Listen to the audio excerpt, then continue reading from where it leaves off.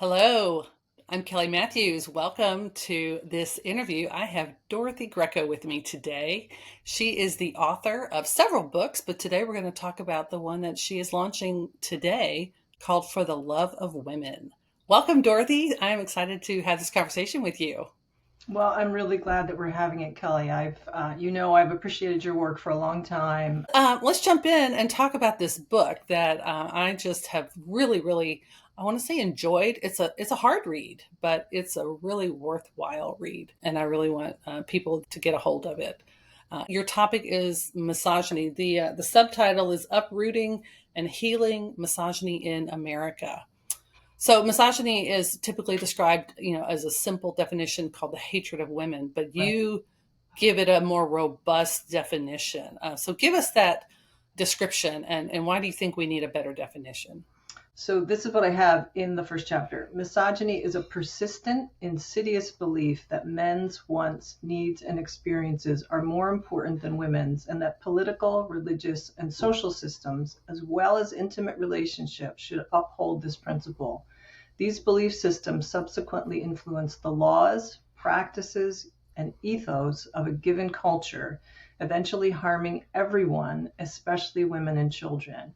So, misogyny fuels discrimination, it fuels sexism and other forms of unjust or illegal treatment due to women's biological sex. Misogyny blinds individuals and entire cultures from seeing women as equal image bearers, and it fosters androcentric hierarchies, and finally disdains perceived weakness and vulnerability. And the reason I felt like I needed to enlarge the definition, make it more robust, was if we define the word too narrowly and just say it's hatred of women, then too many folks would be able to say, well, I don't hate women. Like, I'm married to one, or I have sisters and I really love my sisters. So misogyny, that's not applicable. I don't even need to think about it.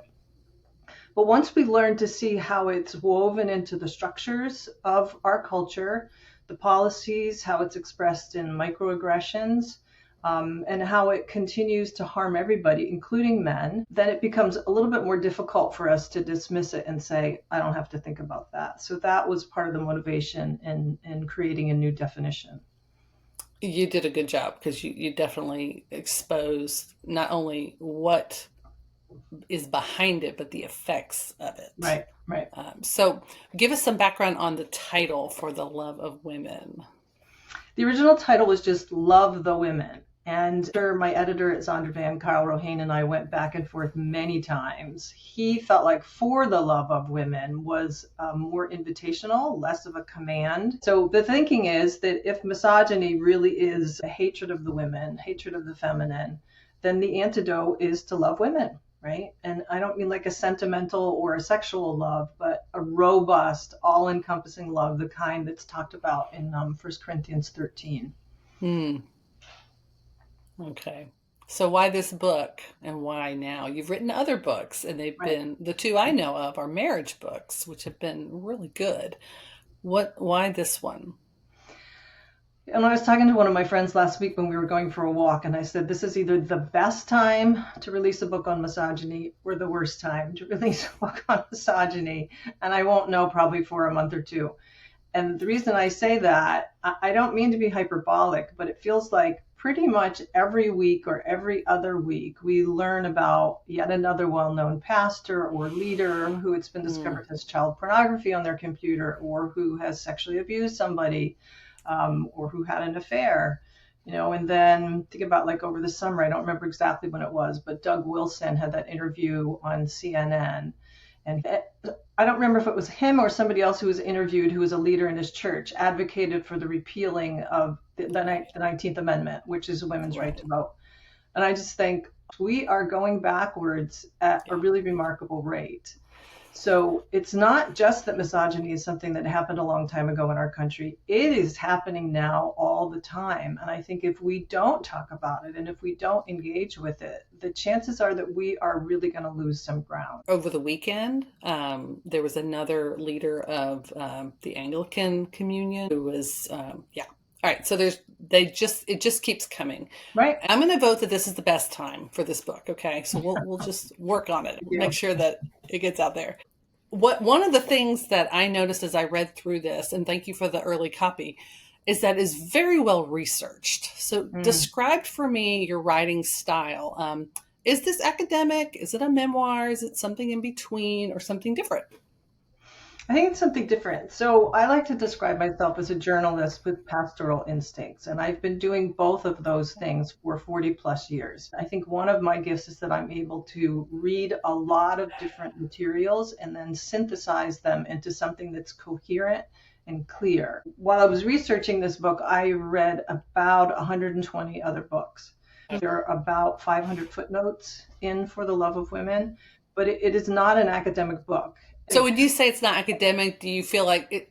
Do you mean like it's not written like an academic? It's more It is not approachable. written like an academic I mean, book. Yes. Yeah. It's approachable. And though it's very personal, it's got a lot of my own stories in it. It's definitely not a memoir. So it needed to be okay. bigger than that. I Mhm. felt like it couldn't just be my story. And because stories are important ways to communicate, there are lots of stories in every single chapter of the book, which I think Yes. grounds it and also makes people be able to find or to locate themselves in the narrative. Yes, I would agree because while you do have a ton of research, you work that into the very real stories. I found it very readable. Who is your target audience? Like, what were you thinking about when you wrote the book, or who? Mostly about women like myself, anyone in the 20 to 70 or even 80 range. That's a broad range. It is because we experience misogyny starting very early on in our lives. Like my earliest experiences of it were about 5 years old, and I'm in my mid Mm, 60s now, and it's not that they've stopped.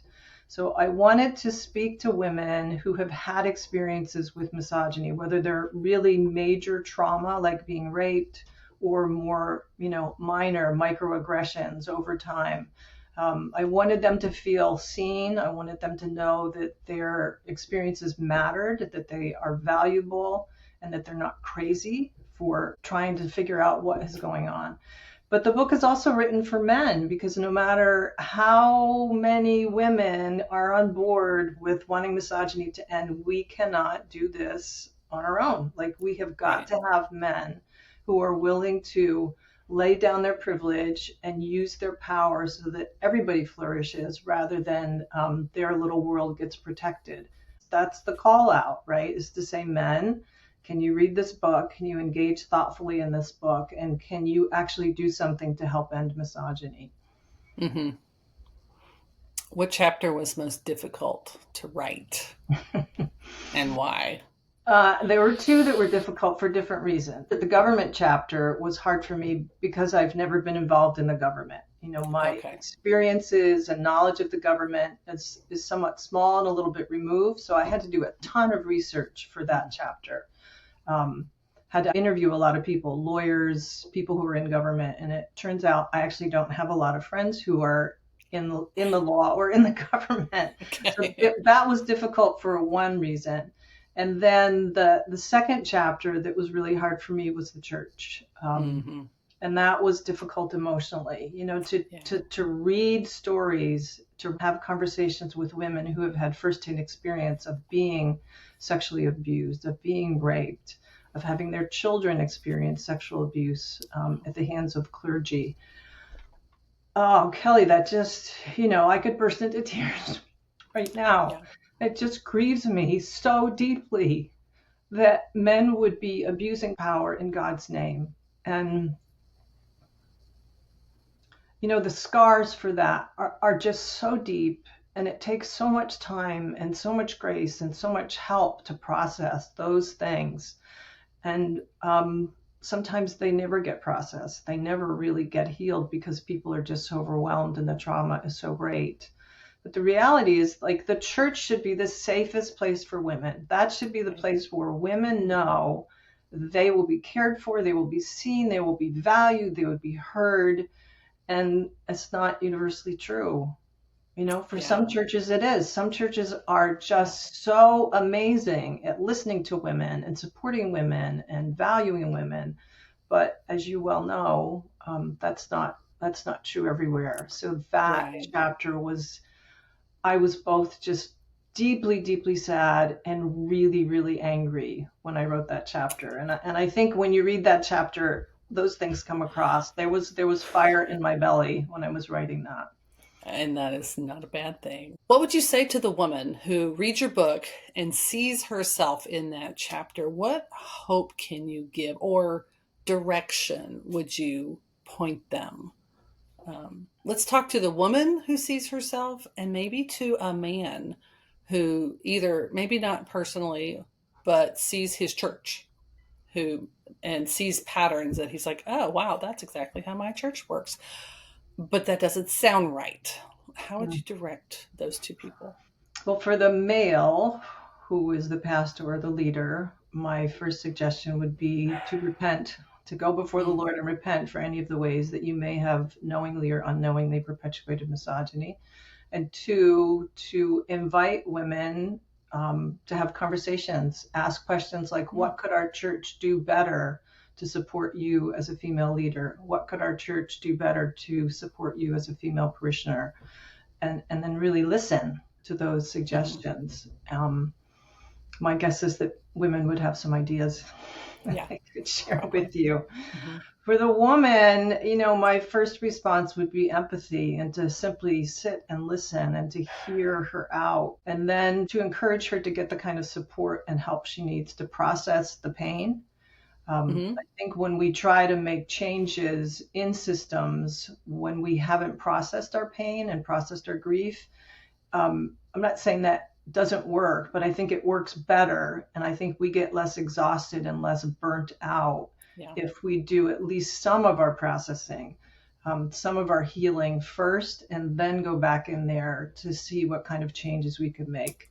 For Okay. some women, it's going to mean that, if they have leadership gifts and they're being blocked or they're being silenced, they're not being welcomed, they're probably going to need to find another church. Hmm. Sometimes it's working within the existing church structure. Like if someone is Yeah. open and if they're really saying, oh my gosh, I see this now and I haven't seen it before, much like racism, right? Like Hmm. sometimes people, because of their privilege, just don't see it. But if they read a book like this, there will be no more excusing, no more saying, oh, I didn't realize misogyny was still a problem today. Right. Right. Yeah, Yeah. Eyes open. Now we have responsibility. Yeah. right. Yeah. So I think Okay. pursuing healing, having conversations, getting the kind of support that a woman would need, and then, really making the decision, is this a place that I can stay? Or do I need to leave and to find another home where Yeah. my gifts will be welcomed? Okay. Good word. Last question. Could you give me maybe three examples of ways that we can tangibly diminish misogyny? Just And three. just three, like boom, boom, right off the top of your head. First would be that the government would support paid maternity or paternity leave for a Okay. minimum of 6 months, full pay. So many other countries across the Yeah. globe do this, particularly in Europe. Some of those places have 12 months paternity leave or maternity leave. Sometimes it's Yeah. three-quarters salary, but it's something. We have Hmm. nothing here, Yeah. which is absolutely positively appalling and shocking. So that would be the first thing. Then I think I would encourage increase in research funds for illnesses that affect primarily women, like endometriosis. In Medical chapter 2, world. I talk about how the funding for diseases that affect men is inordinately higher Yeah. than the diseases that affect women. That would be number Kind of 2. goes along with the medical standards are based on a Right. white male type of Yeah. thing. Yeah. Okay. Third. And then zero, as in zero tolerance for sexual harassment, sexual abuse, or rape in the Mhm. workplace, in the church. Rape right now is the easiest crime to get away with. Yeah. And I would like it to not be three strikes and you're out, but one strike and you're out. Hmm. Hmm. A pastor abuses somebody, he is completely not welcome to pastor in any other church. He shouldn't be sent to a different church in a Right. different community where nobody knows about him. He should be outed and he should lose his job. Hmm. Yeah. So you've got politics, you've got health, you've got church, and I see what you're doing. As your chapters also are sort of organized. I Right. think it's six or seven different Six. areas of Yeah. life in which misogyny has, kind of sung its claws in. Yeah. So yeah, so you're giving us a few tangible Yeah.